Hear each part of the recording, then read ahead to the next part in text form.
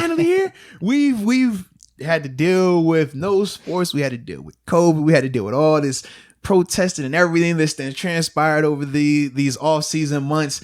And we are finally here giving our game prediction, man, breaking down this Giants Steelers Monday Night Football matchup. Man, I've been so excited about this matchup. Just as I've dived a lot more into the Giants, looking at them, checking them out, man, they got a lot of issues over there. Obviously, new first-year head coach in Joe Judge. Shout out to him, though, man. He did speak real nice about Big Ben, obviously Bud and TJ, and Coach Tom. He said Coach Tom was his mentor, actually, he's trying to butter us up, dude, so we don't decimate him on Monday night. Man. I respect it, though, man. I like when guys can respectfully pay homage and say certain things, man, because they don't have to do that. And we could talk about numerous teams that suck that don't ever come over here and praise guys. And I've been a part of some of them teams too. Trust me. But for me, man, I thought that was pretty cool, man. But when I look at Joe Judge, when I look at the amount of turnover they had on their coaching staff, along with some of the new pieces and the pieces that have left that Giants roster, man, I just see them having a very, very tough time. For me, man, the biggest thing is the group, the continuity. We talked about it with the Texans, and even with the Texans, they were still a group that has been together in terms of Bill O'Brien, Deshaun Watson, JJ Watt, some of those guys. With the Giants, they really don't have those pieces like that. Daniel Jones is still very young. Saquon is very young. Those are pretty much the only two on offense with crazy experience. You got Golden Tate, but he's definitely on the back end of this thing now, man. And on defense, outside of Jabril Peppers, especially in the secondary, they don't really have a lot. Their front seven, they got some, from an edge rush standpoint, Marcus Golden had 10 sacks last year, but it was more scheme than necessarily his ability. And then the two other linebackers, they have one had 4 sacks, one had 4.5. They really don't present a lot of challenges, though, man. Nope. And that's my thing, man. When I was looking, I'm just like, I don't really see and just to give context, like when I watch the film on these guys, I'm always looking for, okay, how would this team lose, or how would this team beat the Steelers? Like, what would they have to do? There's only one way. And what's that meant for you? It's just Barkley going off somehow, but I don't know how that's going to happen. Their line's not that good. The rest of their offense isn't that good. So I'm not going to say not that good. We both think that Daniel Jones is going to, ascend into a pretty good player. And with Thomas, he was a high draft pick, but we don't really know what he's going to do. Well, and their receivers aren't bad either. Like, they have probably, you would say, number 2 or 3 receivers on most teams. Like, they don't have a bona fide number 1, but here's the thing. Evan Ingram, he's as a tight end, but he can't stay healthy. But right now he's healthy. But what I mean is, like, going up against our defense is really good, man. Mm-hmm. And like, I just don't think their talent overall on offense is going to cut it. It's just going to have to be Barkley going off somehow, which, like you said, if you ask the question, how does that happen? How do they win? I just don't know how that happens. Yeah. One guy like that going to be able to take over against our defense, who's just sound all the way around. Yeah. So for me, I looked at it like this. I said it's 2 dudes that present challenges, and if they were able to exploit them and really highlight those matchups, they could present challenges. But I personally, with Jason Garrett, we know the success he had in Dallas, but this team doesn't have the same type of weapons as Dallas had. So when I looked at the 2 guys, I said Saquon Barkley and Evan Ingram, and I said the way that they could cause some challenges is if they're able, if both point. Of those guys are able to isolate Devin Bush and Vince Williams, because we know Vince is going to play a lot. So if they're able to create matchups where it's either Evan Ingram or Saquon, and you're highlighting him against Vince, that could potentially force the Steelers to have to play a smaller style of defense. Meaning you go with the Marcus Allen, the inside linebacker, where he's listed as like the number 2 guy right now.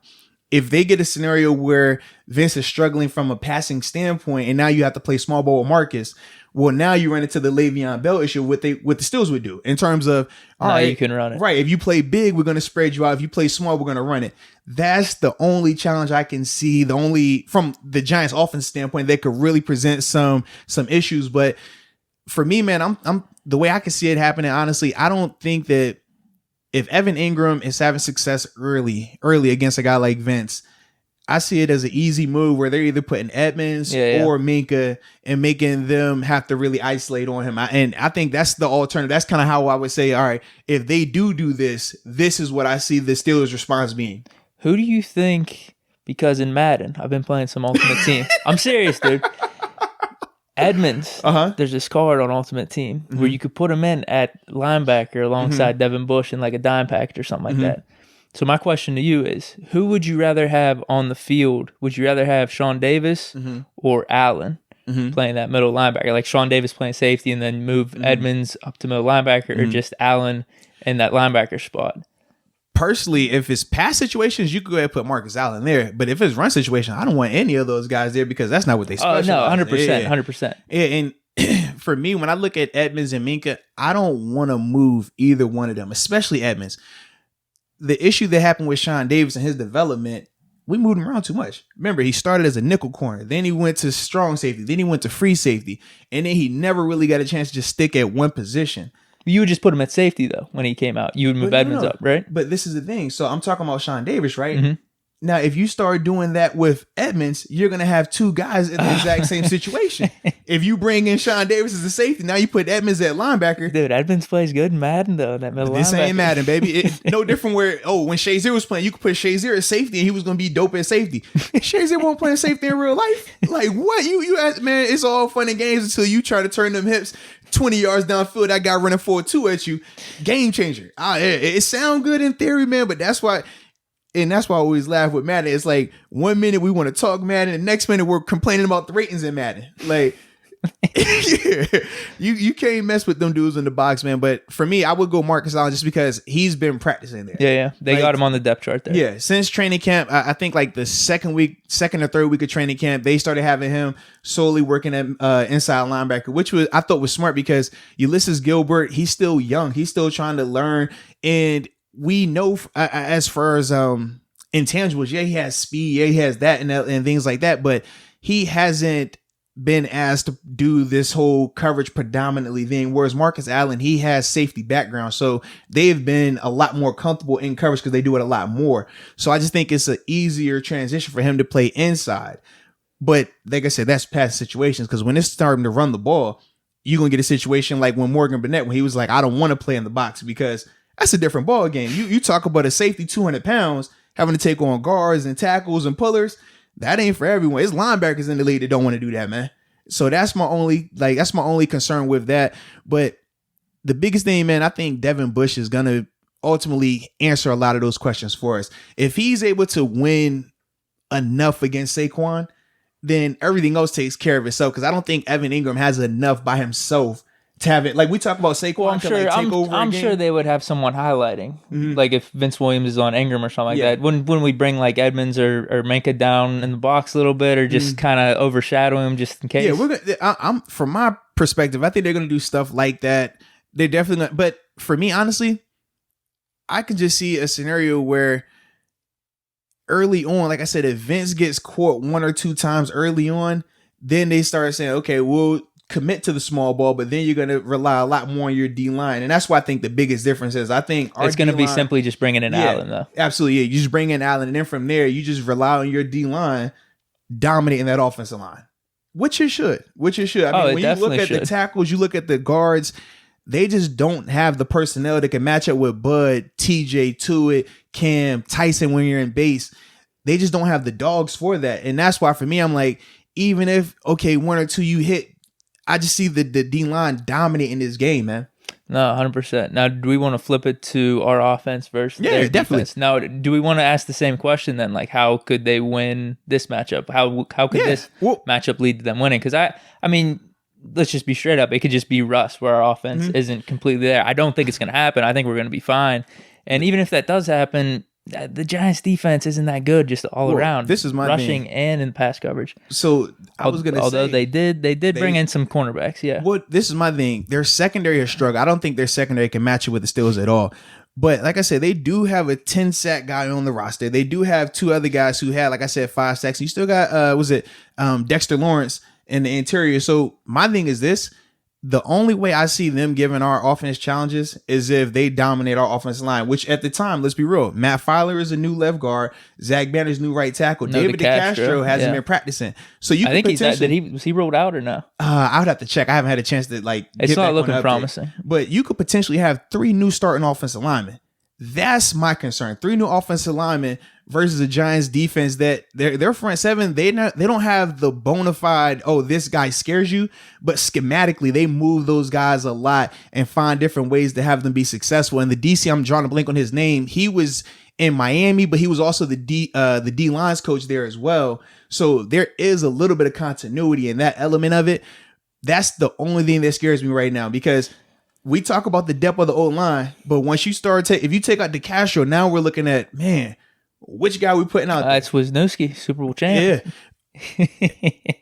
It sounds good. That's all I'm saying. Wants to win one for the hometown. Dude. Hey, it all sounds good on paper, but that's why we got him, though. I mean, that is why we got him. At least he's a veteran that can plug and play. He's not as good as DeCastro. He's not as good as any of the guys that are starting. He's not as good as Fowler either. And this is going to be Fowler's first, obviously he had the game last versus the Rams, but this is going to be different for him as well. And like I said, we don't even know what we're getting with Banner yet. Hopefully, I mean, I think it's going to still be good quality play, but those are still 3 critical positions, along with the quarterback who's talked about being nervous, which is realistic. Talked about he hasn't been hit. It only means he loves the game. That's all I took away from it. Well, this is my thing, man. It's all fun and games until this your first time getting hit and you got 3 new guys. And if anything, I admitted that's the biggest concern to me, man. I'm not trying to completely be blinded by, Russ can't happen, because Ben said it himself. So I've taken Ben at the things that he said, and although he might be just being humble here, See, you're worried about Russ for Ben. I'm not worried about Ben or the receivers or the tight ends. I'm strictly talking about the 5 offensive linemen, because the last time we saw them last year, they were already looking kind of bad. We talked about they took a step back, and now opening game, you potentially gonna have 3 new starters on that line.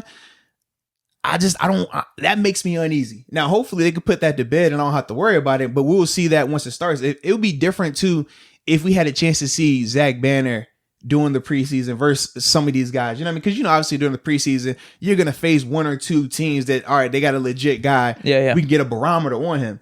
Because we don't really know, that's the part that's making me nervous. And then with Wisniewski, I understand he's Super Bowl champ 2-time and all this stuff. It's but for me, I'm like, why is he only started in the playoffs and never in the regular season? That's realistic. Save him up for the big moments. So for me, man, I'm just like, Monday night's a big moment. Yeah, I hope so. But those are my type of concerns right now, because that could change everything if they're getting pressure.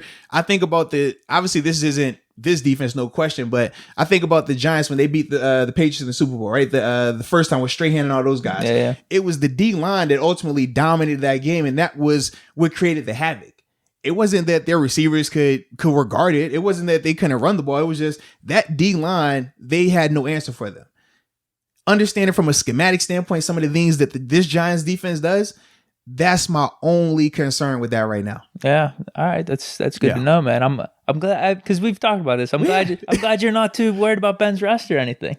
Nah, I mean everything. All the reports I've heard from training camp, all the players I've talked to, they've all said he looks good. They've all said that he's healthy.